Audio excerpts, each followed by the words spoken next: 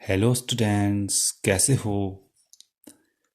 मुझे उम्मीद है कि आप सब अच्छे होंगे और स्वस्थ होंगे।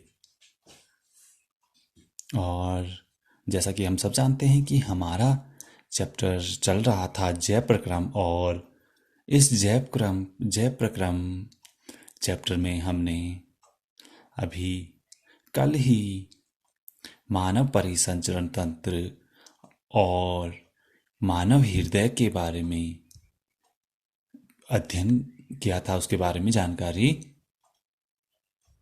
मैंने आपको दी थी और कुछ नोट्स भी हमने उसमें बताए थे, कुछ डायग्राम हमने बताए थे।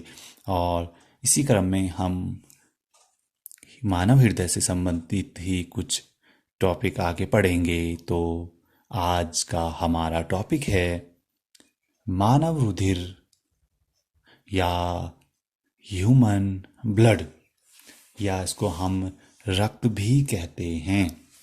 तो आइए बच्चों, हम कुछ टॉपिक का अध्ययन कर लेते हैं। मैंने एक नोट बनाया हुआ है और आपने इस नोट को अपनी कॉपी में भी नोट करना है। तो सबसे पहले चलिए हम देखते हैं मानव रुधिर क्या है। सब बच्चे जानते हैं कि जब कभी हमारे शरीर पर कहीं पे हमारे शरीर पर कहीं पर भी चोट लग जाती है तो वहां से खून बहने लगता है ना। ये तो सब जानते हैं। तो ये खून ही रुधिर या ब्लड कहलाता है। और ये क्या होता है, इसका रंग लाल क्यों होता है और इसका क्या कार्य है, और हमारे शरीर में खून क्यों महत्वपूर्ण है, इसके बारे में जानेंगे। तो सबसे पहले मानव रुधिर या ब्लड या रक्त। मानव रुधिर एक तरल संयोजी पदार्थ है। यह क्षारीय होता है। तरल संयोजी पदार्थ है। तरल का मतलब है द्रव रूप में, संयोजी मतलब इसमें बहुत सारे पदार्थ मिले हुए होते हैं, संयोजित होते हैं इसके अंदर। और ये क्षारीय होता है। इसका पीएच मान 7.4 के आसपास होता है। एक स्वस्थ मनुष्य में 5 से 7 लीटर के बीच में रुधिर होता है। ये कुल भार का, जितना आदमी का वजन है उसके लगभग 7 से 8% उसके शरीर में खून होता है। और रुधिर की संरचना क्या है, ये कैसे बना हुआ है। रुधिर की संरचना या संगठन इसको हम कहते हैं। रुधिर सामान्यतः प्लाज्मा और रुधिर कणिकाओं से मिलकर बना होता है। रुधिर प्लाज्मा और रुधिर कणिकाओं से मिलकर बनता है। प्लाज्मा पीले रंग का गाढ़ा द्रव होता है जिसमें विटामिन, प्रोटीन, खनिज, लवण, बहुत सारी चीजें घुली हुई होती हैं। प्लाज्मा पीले रंग का होता है। और ये प्लाज्मा कैसा होता है, एक चिपचिपा पदार्थ, जैसे जैम जैसा, जैसे मक्खन या जैम जैसा चिपचिपा पदार्थ होता है। और इसमें सारे जितने भी पोषक तत्व हैं इसमें घुले हुए होते हैं। और दूसरा इसमें होता है रुधिर कणिकाएं।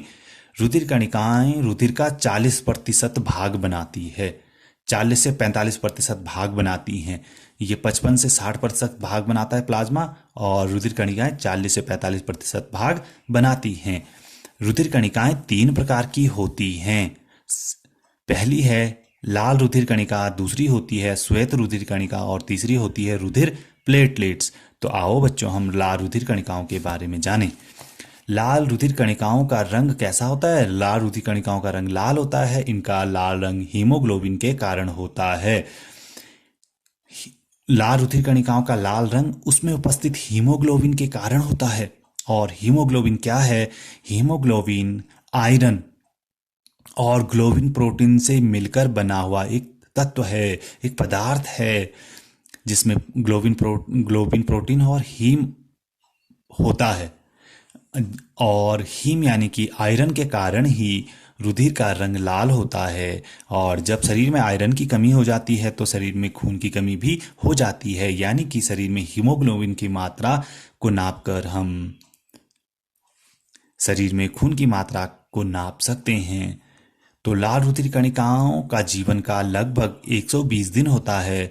और इसका कार्य है शरीर में ऑक्सीजन का परिवहन करना, कार्बन डाइऑक्साइड का परिवहन करना, और जितने भी पोषक तत्व हैं, उत्सर्जी पदार्थ हैं, उन सब का परिवहन शरीर में कौन करता है, हमारी लाल रुधिर कणिकाएं ही करती हैं। मेनली ये ऑक्सीजन का परिवहन करती हैं।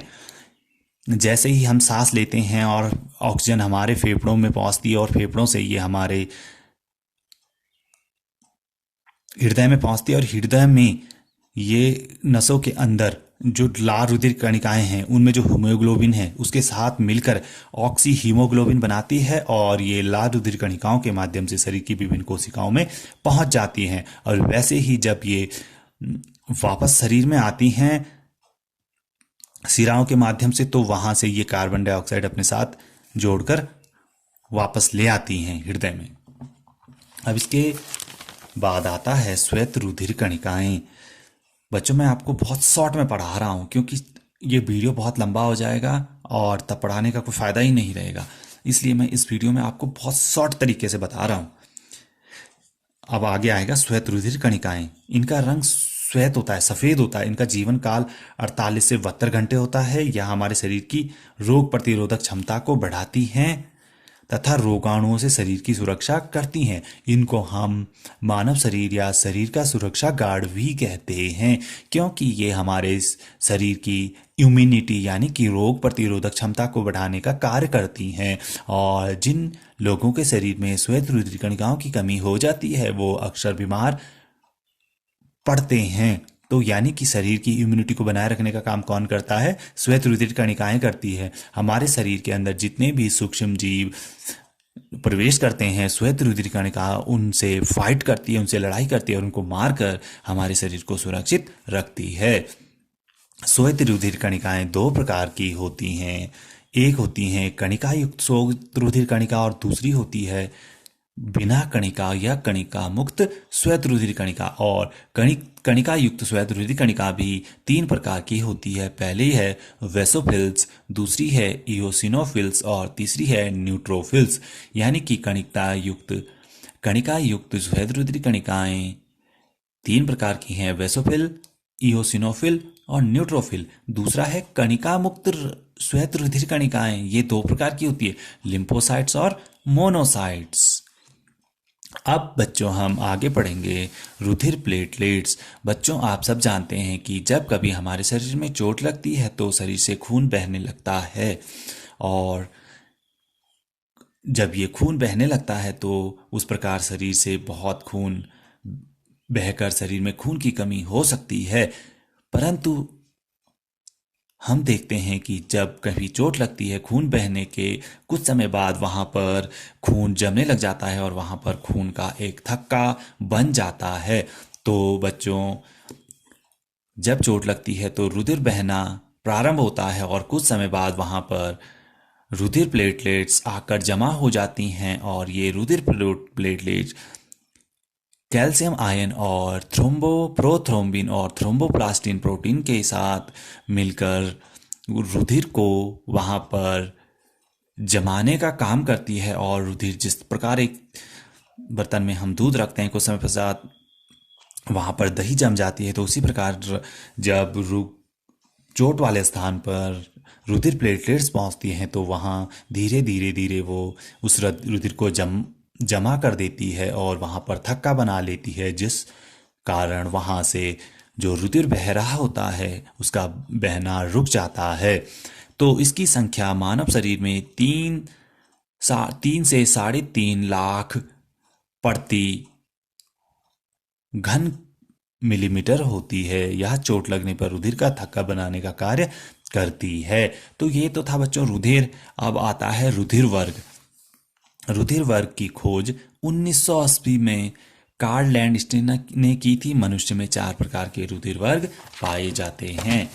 वो 4 प्रकार के रुधिर वर्ग कौन से होते हैं और इनका निर्धारण कैसे किया जाता है ये हम अभी देखेंगे। तो रुधिर वर्ग का निर्धारण लाल रुधिर कणिकाओं में पाई जाने वाली ग्लाइकोप्रोटीन, जिसे हम एंटीजन भी कहते हैं, के द्वारा निर्धारित की जाती है। और ये ग्लाइकोप्रोटीन या एंटीजन 3 प्रकार के होते हैं, एंटीजन ए, एंटीजन बी और एंटीजन ए बी। और इनके प्रतिकण को हम एंटीबॉडी भी कहते हैं। तो देखो बच्चों, जिस व्यक्ति के शरीर में जो एंटीजन उपस्थित होगा उसका रुधिर वर्ग वही कहलाएगा।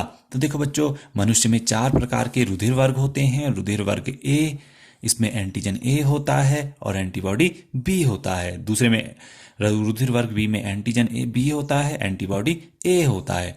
और रुधिर वर्ग ए बी, इसको हमने सर्वग्राही भी कहा है, अभी मैं इसको समझाऊंगा। रुधिर वर्ग ए बी, और इसमें दोनों एंटीजन होते हैं, एंटीजन ए और एंटीजन बी, लेकिन इसमें कोई एंटीबॉडी नहीं होता।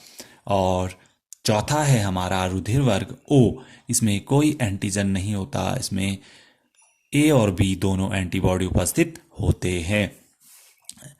और बच्चों, जो रुधिर वर्ग ए है वो केवल रुधिर वर्ग ए व रुधिर वर्ग एबी वाले को ही रुधिर दे सकता है, और केवल रुधिर वर्ग ए और रुधिर वर्ग ओ वाले का रक्त ले सकता है। दूसरा रुधिर वर्ग बी जो है वो रुधिर वर्ग बी और रुधिर वर्ग ओ वाले का रक्त ले सकता है, और जो रुधिर वर्ग ए बी है वो केवल ए बी को ही रक्त दे सकता है, अन्य व्यक्तियों को ये रक्त नहीं दे सकता।